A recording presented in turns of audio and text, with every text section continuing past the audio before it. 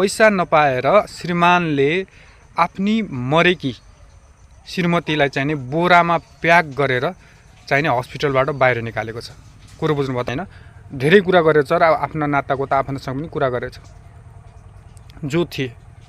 अब गरिबको नातागोता आफन्तहरू को हुन्छन्? गरिब नै हुन्छन् हैन गाइस? गरिबले चाहेर पनि उसका नातागोताले पनि चाहेर पनि सायद सहयोग गर्न नसके हुन सक्छ। अब चिने जानेका भरिले पैसाको सहयोग गर्नै सक्दैनन्। हस्पिटलले फ्रीमा एम्बुलेन्स दिँदैन। अब नदिएपछि के गर्ने त गाइस? उले चाहिने बाउ छोरा मिलेर आफ्नी श्रीमतीलाई चाहिने बोरामा गाइस बोरामा प्याक गरेर, कुरो बुझ्नुभयो त? बोरामा प्याक गरेर छोराको काँधमा बोकाएर हस्पिटलबाट बाहिर निकालेको छ गाइस।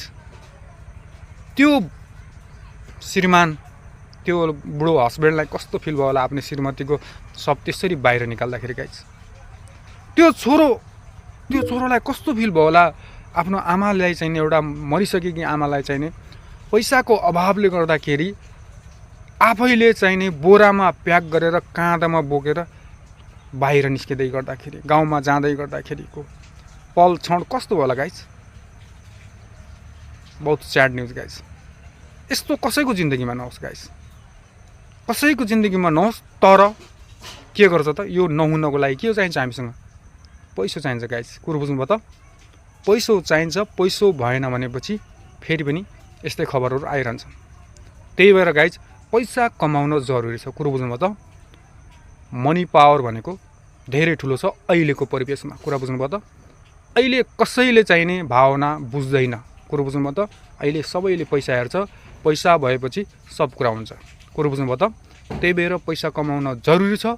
यदि हजुरहरू यो भिडियोलाई चाहिने मन पराउनु भयो मेरो कुरालाई भनेपछि यसको प्रेरणाले म चाहिँ नेक्स्ट भिडियो बनाउनेवाला छु। पैसा के हो र पैसा कसरी कमाउन सकिन्छ भन्ने कुरामा चाहिँ म तपाईहरुलाई नेक्स्ट भिडियोमा कुरा गर्नेछु गाइस है। Okay by.